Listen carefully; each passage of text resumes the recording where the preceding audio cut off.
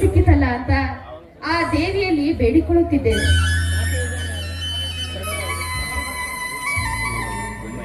ಲಲಿತಾ, ವಿಜಯಗೆ ಒಂದು ಕೆಲಸ ಸಿಕ್ಕಿದೆ ಎಂದು ಒಂದು ಕಡೆ ನನಗೆ ಸಂತೋಷವಾದರೆ, ಇನ್ನೊಂದು ಕಡೆ ಜಗದೀಶ ಮತ್ತು ಭದ್ರನಿಗೆ ಒಂದು ಕೆಲಸ ಇಲ್ಲವೆಂದು ದುಃಖವಾಗುತ್ತದೆ. ಲಲಿತಾ, ದುಃಖವಾಗುತ್ತದೆ. ಹೌದು ರೀ, ನನ್ನ 3 ಜನ ಮೈದನರು ಕಪ್ಪಿ ಚಿಪ್ಪಿನಲ್ಲಿರುವ ಮುತ್ತುಗಳು ಇದ್ದ ಹಾಗೆ. ಈಗಿನ ಕಾಲದ ಯುವಕರು ಓದುವಾಗಲೇ ಪ್ರೀತಿ ಪ್ರೇಮ ಅಂತ ತಲೆ ಕೆಡಿಸಿಕೊಂಡು ಮನೆ ಬಿಟ್ಟು ಹೋಗುವುದನ್ನ ದಿನಾಲೂ ನಾವು ನೋಡುತ್ತೇವೆ. ಆದ್ರೆ ನನ್ನ ಮೈದನರು ಅಂಥ ಕೆಲಸವನ್ನು ಮಾಡ್ಲಿಲ್ವಲ್ಲ, ಅಷ್ಟೇ ಸಾಕು. ಲಲಿತಾ, ಅವರು ನನ್ನ ತಮ್ಮಂದಿರು ಕಣೆ.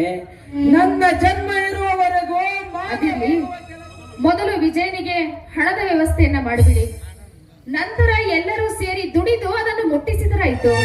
ಲಲಿತಾ, ನನಗೆ ಅದರ ಬಗ್ಗೆ ಚಿಂತೆ ಇಲ್ಲವೆಂದು ತಿಳಿದಿರುವೆಯಾ ನೀನು? ನಾನು ಅವರ ಅಣ್ಣ ಕಣೆ. ಅಣ್ಣನಾಗಿ ಮಾಡುವ ಕೆಲಸ ಮಾಡದಿದ್ದರೆ ಅಣ್ಣ ಎನ್ನುವ ಪದಕ್ಕೆ ಅರ್ಥನೇ ಇರುವುದಿಲ್ಲ. ಲಲಿತಾ, ಅರ್ಥನೇ ಇರುವುದಿಲ್ಲ. ಹಾಗಾದ್ರೆ ಹಣವನ್ನು ತಂದಿದ್ದೀರಾ? ಅಷ್ಟೊಂದು ಹಣವನ್ನ ಎಲ್ಲಿಂದ ತಂದಿರಿ ಸ್ವಾಮಿ? ಲಲಿತಾ, ನಮ್ಮ ಹತ್ತಿರ ಹಣ ಇಲ್ಲದಿದ್ದರೇನಾಯಿತು? ಆ ಹಣವನ್ನು ಲಾಚಿಸುವ ಒಳ್ಳೆ ಗುಣಗಳಿದ್ದರೆ ಅದು ಅದಾಗಿಯೇ ನಮ್ಮನ್ನು ಹುಡುಕಿಕೊಂಡು ಬರುತ್ತದೆ. ಲಲಿತಾ, ನಮ್ಮನ್ನು ಹುಡುಕಿಕೊಂಡು ಬರುತ್ತದೆ.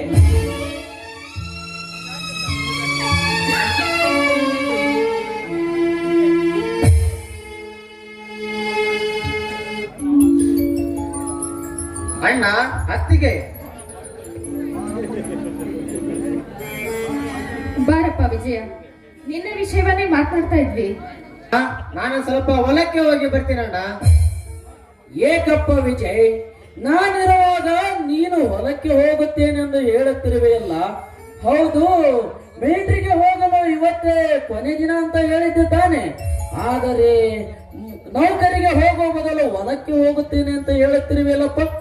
ಅದು ಹಾಗಲ್ಲಣ್ಣ. 10,000 20,000 ಕೇಳಿದ್ರೆ ಕೊಟ್ಟು ಹೋಗಬಹುದಿತ್ತು. ಆದರೆ 1 ಲಕ್ಷ ಹಣವನ್ನು ನಾವು ಇಲ್ಲಿವರೆಗೂ ನೋಡೇ ಇಲ್ಲ. ಅಂತದ್ರಲ್ಲಿ 1 ಲಕ್ಷ ಹಣ ಕಟ್ಟೋದು ಅಂದ್ರೆ ಎಲ್ಲಿಂದಣ್ಣ ತರೋದು? ನಾನು ನೌಕರಿಗೆ ಹೋಗೋದು ಬೇಡಣ್ಣ. ನಾನು ನಿಮ್ಮ ಜೊತೆಯಲ್ಲೇ ಹೊಲದಲ್ಲೇ ಕೆಲಸ ಮಾಡಿಕೊಂಡು ಇದ್ದು ಬಿಡುತ್ತೇನೆ. ವಿಜಯ, ಇದೇನಪ್ಪ ನೀನು ಮಾತನಾಡುತ್ತಿರುವ ಮಾತು? ಇಷ್ಟು ದಿನ ನಿಮ್ಮ ಅಣ್ಣ ಕಷ್ಟಪಟ್ಟು ದುಡಿದು ಹೇಗೋ ನಿನಗೆ ಕೆಲಸ ಸಿಗುವಂತೆ ಮಾಡಿದ್ದಾರೆ. ಈಗ ನೌಕರಿಗೆ ಹೋಗೋದು ಬಿಟ್ಟು ಹೊಲದಲ್ಲಿ ನಮ್ಮ ಜೊತೆ ದುಡಿಯುತ್ತೇನೆ ಅಂತ ಹೇಳುತ್ತಿರುವೆಯಲ್ಲಪ್ಪ?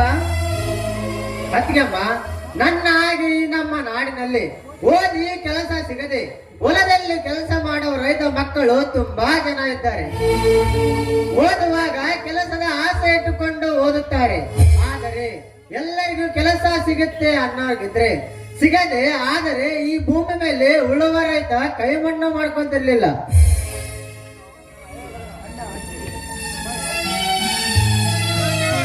ಬುದ್ಧಿ ಹೇಳಿ ವಿಜಯನಿಗೆ.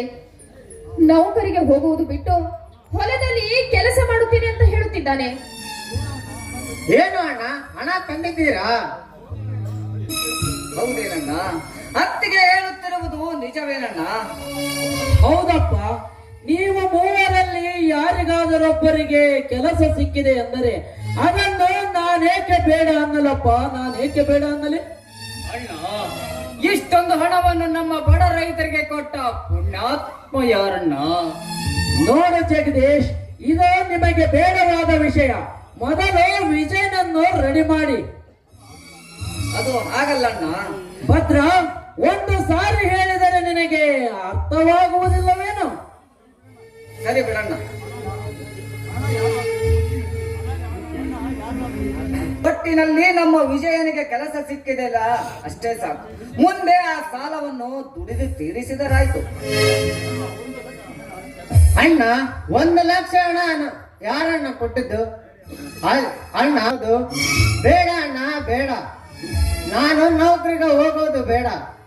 ನಾನು ನಿಮ್ಮ ಜೊತೆಯಲ್ಲೇ ಹೊಲದಲ್ಲೇ ಕೆಲಸ ಮಾಡಿಕೊಂಡು ಎದ್ದು ಬಿಡುತ್ತೇನೆ. ವಿಜಯ, ಏಕಪ್ಪ ಈ ವಿಷಯ ನಿನಗೆ ಈ ರೈತನ ಬಾಳಿನಲ್ಲಿ ಆ ಮೇಘರಾಜ ಮನಸ್ಸು ಮಾಡಿ ಮಲ್ಲಿಗೆ ಅಂತ ಮಳೆ ಸುರಿದರೆ ಬೆಳ್ಳಿ ಅಂತ ಬೆಳೆ ಬೆಳೆದು ಒಂದೇ ಒಂದು ವರ್ಷದಲ್ಲಿ ಸಾಲ ತೀರಿಸಬಹುದಪ್ಪ, ಸಾಲ ತೀರಿಸಬಹುದು. ವಿಜಯ್, ಸಾಲದ ಬಗ್ಗೆ ನಿನಗೆ ಚಿಂತೆ ಬೇಡ. ನಾವು ದುಡಿದು ತೀರಿಸುತ್ತೇವೆ. ಮೊದಲು ನೀನು ಕೆಲಸಕ್ಕೆ ಸೇರಿಕೆ ಹೋಗಪ್ಪ. ಬ್ಯಾಗನ್ನು ರೆಡಿ ಮಾಡಿಕೋ. ಸರಿ ಆಯ್ತಣ್ಣ, ಕೆಲಸಕ್ಕೆ ಹೋಗುತ್ತೇನೆ.